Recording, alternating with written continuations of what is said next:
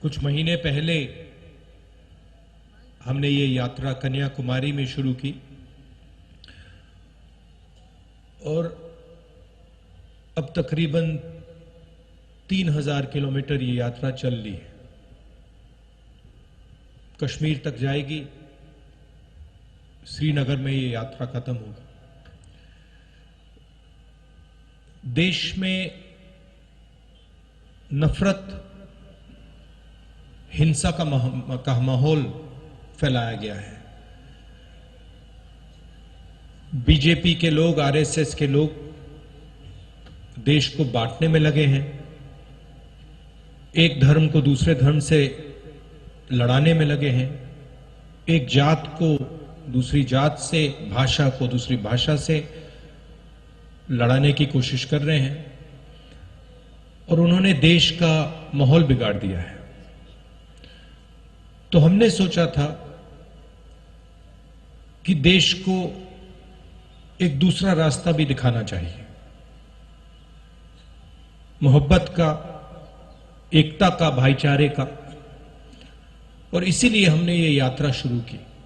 जब यात्रा शुरू की थी, केरल में, तमिलनाडु में शुरू की, हमारे जो प्रेस के मित्र हैं,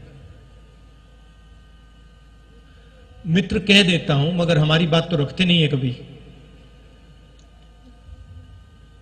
प्रधानमंत्री का चेहरा दिखाते हैं 24 घंटे, बेरोजगारी की बात नहीं रखते, महंगाई की बात नहीं उठाते। तो इन्होंने कहा कि देखिए, ये यात्रा जो है ये तमिलनाडु में, केरला में सफल हो जाएगी, मगर जब ये कर्नाटक पहुंचेगी तो ये फेल होगी। बीजेपी की सरकार है, वहां पे रिस्पांस नहीं मिलेगा। कर्नाटक में गए, केरल से, तमिलनाडु से बेहतर रिस्पांस। फिर उन्होंने कहा, बीजेपी के लोगों ने भी कहा, हां ठीक है, कर्नाटक तो साउथ इंडिया है, महाराष्ट्र में रिस्पांस नहीं। महाराष्ट्र में आए और जबरदस्त रिस्पांस। फिर कहा ठीक है, महाराष्ट्र में हो गया, हिंदी बेल्ट में तो नहीं होगा। मध्य प्रदेश में महाराष्ट्र से भी बेहतर रिस्पांस। फिर कहा ठीक है, हिंदी बेल्ट में रिस्पांस हो गया, आगे नहीं होगा, हरियाणा में नहीं होगा, हरियाणा में उससे बेहतर। और अभी हुड्डा जी ने कहा कि पंजाब में हरियाणा से भी बेहतर रिस्पांस होने वाला है। और इसका कारण है कि ये जो बीजेपी के लोग नफरत फैला रहे हैं, डर फैला रहे हैं, हिंसा फैला रहे हैं, ये इस देश का तरीका नहीं है, इस देश का इतिहास नहीं है, इस देश की हिस्ट्री नहीं है।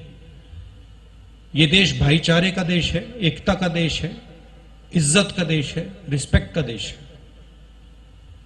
और इसीलिए ये यात्रा सफल हो रही है।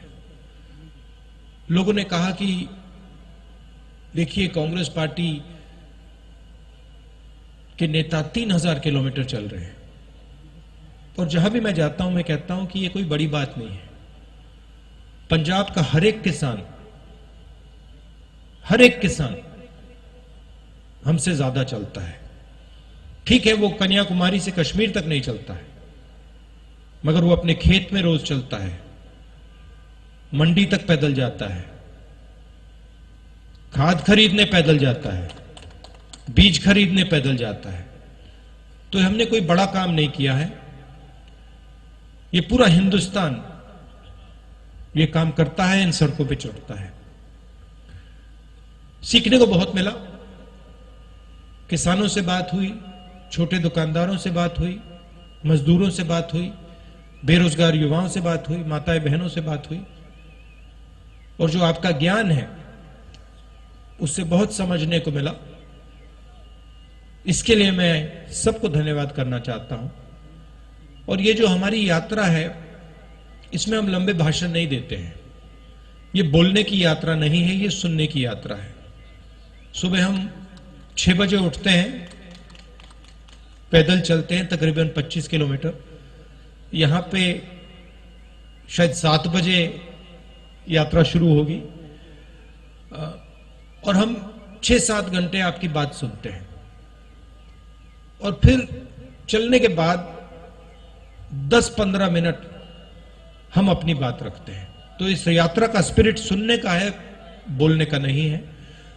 और हमें लगा कि हिंदुस्तान में जो सबसे बड़े मुद्दे हैं, नफरत, हिंसा, बेरोजगारी, महंगाई, इन चीजों को ये यात्रा उठाए और इनके खिलाफ ये यात्रा लड़ाई लड़े।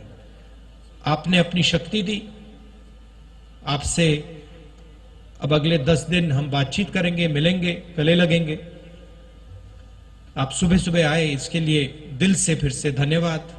नमस्कार, जय हिंद। राहुल जी